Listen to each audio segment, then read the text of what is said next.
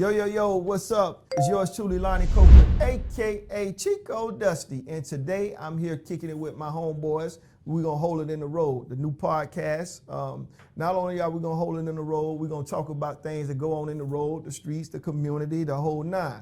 So without further notice or further ado, I'm doing this thing with Mr. Gray Fox, and I'm gonna say that correctly. We were all both walking the Grays, so we got something in common. And also my man, Big Bad Harold, like extra security and extra enforcement on this podcast. But anyway, no need to say all that stuff, man.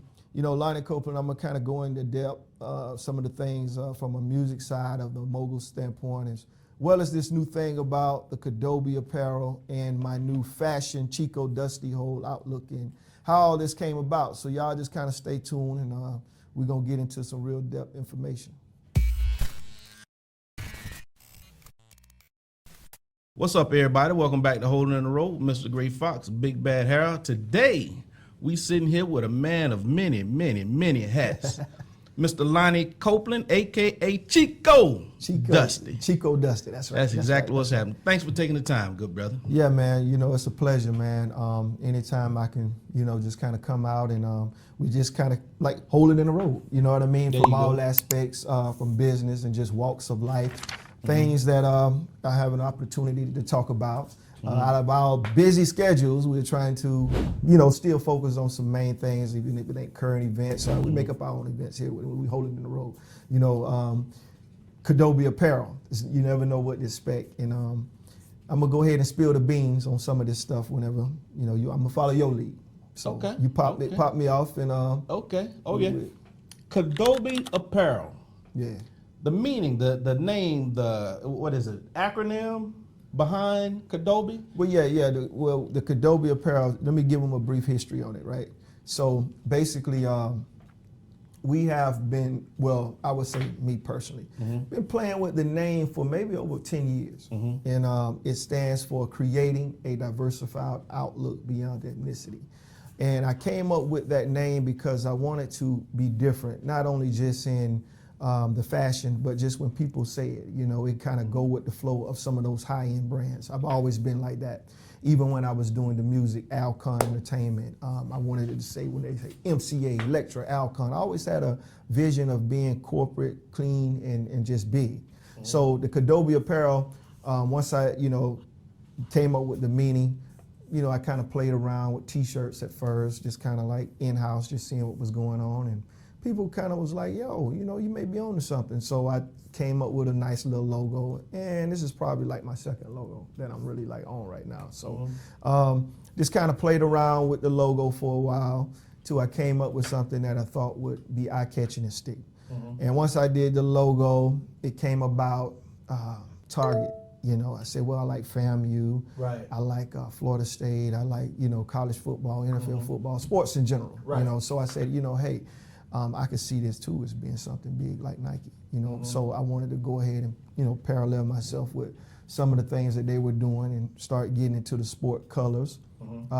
Tried to go in and, couldn't really get in and get the logos, but I said if I could use the colors and do some slogans and that would be kind of close to what was going on with that team, then it would kind of like people would say, oh, okay, I know what you're talking about. I get your drift. So we've been doing some things there, and throughout that process, I have had some opportunities come up to where now they're like, hey, we can, do some logos things. So that's going to be real big in the future. So for those who have been waiting, asking, or whatever, or just kind of sitting back wanting to see where things are going, they are definitely moving in a big positive direction, for this apparel.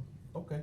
Now, I know a lot of friends. I got a lot of friends. I know a lot of people that are trying to build a brand, trying to build a label. What are some of the challenges? I know a lot of people that's trying to build a brand, create their own label. What are some of the challenges that you faced or someone may face, just trying to build a brand, something to turn that dream into a reality? Okay, well, the first thing is being able to first get spiritual grounded. When you're spiritual grounded, it took me, I've been doing, and I'm gonna go into that as well, the music side of things, business, over 20 years. And, you know, I've had, you know, some ups and downs, and when throughout my life and just growing in general, I started realizing that, hey, the Father was in control the whole time. So now I'm what they call being aware, becoming aware. So to say all that, to say once you get spiritual grounded, you become aware of who's really in control and how to communicate, and the Father will talk to you and give you these ideas. And you have to be self-motivated. The number one thing, I mean, you are going to get discouraged by your own thoughts. The devil's going to be right in your ear saying, oh, that ain't going to work, man. That's crazy. Why, you know, what we do. So you got to reach down when no one else is going to believe in you. Not even, I mean, I'm not going to say they won't believe in you. People will, and it'll be close people, but no one's going to have that burning fire within to really, really get passionate about what you're doing. You're going to find yourself having to be self-motivated, and it's going to be you and God, you know, and that's the only thing that I feel that I've learned. I mean, you're going to learn how to do LLCs, pay taxes. You're going to learn how to do flyers, do promotions. You're going to learn that throughout just the business itself, the journey within itself. But getting your relationship is the most important thing that I've really, and mentioning that, I'm even going to start doing spiritual shirts. You know, I did one that's called it's like the ADT logo, where I said I am protected by God instead of ADT, and it says 24-7 blessings, which is available on the site right now, which is we'll go into plug in the site where people can go follow and whoop-de-doo. So that's the most thing, because if you notice, man, in the power of the internet, it's not as expensive as it used to be. And you can kind of stay consistent, and you can really, really build and stay in front of the audience, you know, whereas back in the days, it would have been way more challenging because you have to go get inventory, hope it sells. It's a whole nother game. You know what I mean? It's two separate games. And I kind of came into the fashion side of it through the entertainment, but merch wasn't as big as, it was always there, but it was for some of like the bigger artists that was really like doing merch. I came up in like a bass music era. And, you know, man, these girls shaking, man. They buying merch, they buying drinks, you know what I'm saying? They buying all the other stuff in the club, you know? So, you know, but moving forward, as I get into this new wave of things, and I kind of retired. And wait, first of all, let me go. I don't want to jump because that music is a whole nother subject. So let's just keep it right here at Kadobe, and we'll talk about that further down the podcast. So let's go with the next question of the apparel side. Well, the apparel side is I wanted you to plug that website that you're talking about. Oh yeah, it's KadobeApparel.store. And what it is we had KadobeClothing.store. So now there are two sites. So if you go to one, it's going to lead you to this one, but KadobeApparel.store is the one that we're pushing right now. And that came about just in trial and error, and in time expanding, because when we, like I said, we started with t-shirts. Now we're on shoes. Shoes have been the biggest thing that I've been getting, like the biggest buzz, the most sales, those shoes. And when they go there, they'll see it. So I said, hey, I can't say clothing anymore. Let's go apparel. It's more general. So growth is going. It's moving. It's moving dead slow. New brand, of course. I can't get out there. And I'm not trying to get people to say, hey, buy the logo. They're not going to buy the logo right off, you know. So my thing is like, you know, with your organizations, schools, hey, let's tie in. Let's do some events. Let's do some apparel catered to these teams. And let me, you know, like I have some scholarship funds, you know, hey, let me donate a portion of the proceeds and stuff like that. So it's helping the community. I even have some stuff where I'm going to go out and do some tangible stuff where you could be a part, not just you, but everybody who wants to be a part of this Kadobe movement, see something that I take. We're going to work on something for the homeless. You know what I'm saying? For everything that you purchase and everything that you contribute to Kadobe Apparel, we're going to build that something that you could physically be a part of from the city. And we could take that on the road all over. You know what I'm saying? So I'm just not saying, hey, we're going to do this for the urban, or we're going to do this for Latinos or whoever. You know, it's for everybody. And that's what the Kadobe thing. If you go and log on to the website, you're going to get a little bit more in depth. And we do have things for everybody. They loving the colors now. Back in the days, I could just take a shirt like this and I could say, hey, take the Russell Simmons approach. Black and white. White shirt, black logo, black shirt, white logo, and let's sell the logo. You know, Nike started that way, but here in this day, we really more challenging, man. You know, these kids, you know, we doing stuff, they want the colors. They want the lollipop colors. They want the fruity pebble, you know, and whoop, they all over the place. So you got to kind of not leave them out as well, because the kids, the females, they're going to make the Big Papa, Gray Fox, and my man Big Harold, and Chico Dusti pull out that the funds. We're going to be the ones pulling out that money, you know what I mean? So they are the enforcers to make that purchase to say, hey, Dad, I want that shirt. I'm liking the handprint, and it looks like what I did in kindergarten and first grade. And what is that? Oh, that's that Kadobe Apparel, Chico Dusti, you know? So now you like, well, I want 3 of those for Christmas. So, hey, you got to get them. You know, so I mean, you know, that's where we at, man. Right. You spoke of spirituality and passion. I often say that passion is that great divider. Yeah. You know, once you get to that crossroad of, you know, hey, look, everything didn't turn out the way I actually wanted. You know what I mean? How bad do you really want it? Some people turn around, but just sitting here listening to you, you know, when it comes to brand building, of the people that I mentioned before that's trying to build brands, never went into a conversation, you know, as in depth as the ideas that you have to promote what you got going on. You understand what I'm talking about? Right. And so I think somebody could learn from that you really have to go in depth with it, that you really have to, you know, think about ways that you can actually promote, other than just like you say, you know, you just promoting the brand. You know what I mean? There's other things you can do to promote your brand. Well, you got to have everything have to be passionate and have purpose. Oh, thank you. If you're money driven and thinking that you're doing it for money, you're going to run into problems. You're going to run into not only, I could tell a guy, if it was all about money, then there would be no failures. Everybody would just buy their way in, because, I mean, you could take $1 and spend it like it's $5. You can just go to a different store. You can get economical, and there would be no failures. There would be no losses. Companies would never lose if they can just buy their way in.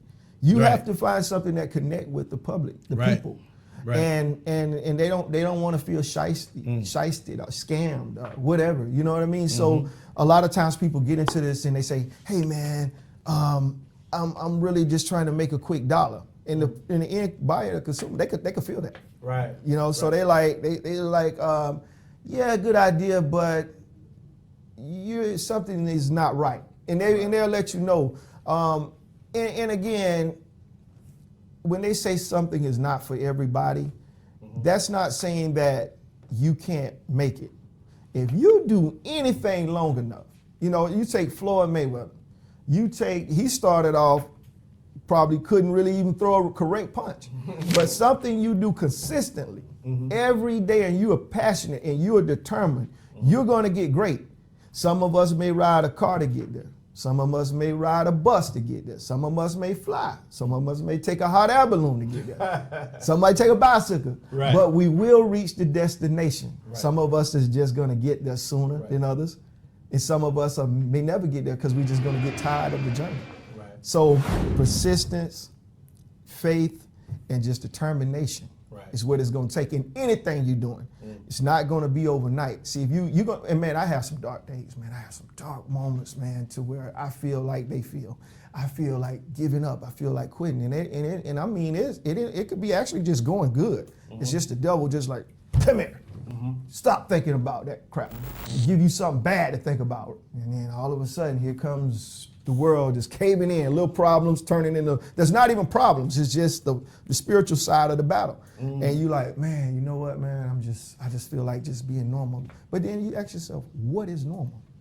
What is normal?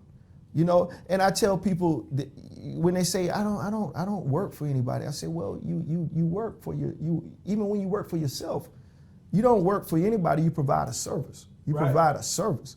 You charge people to do whatever you do. If you work at McDonald's, I charge you a certain amount of hours to make sure these burgers get done and get these fries served to these customers. I don't look at it like I work for you. I provide a service for you.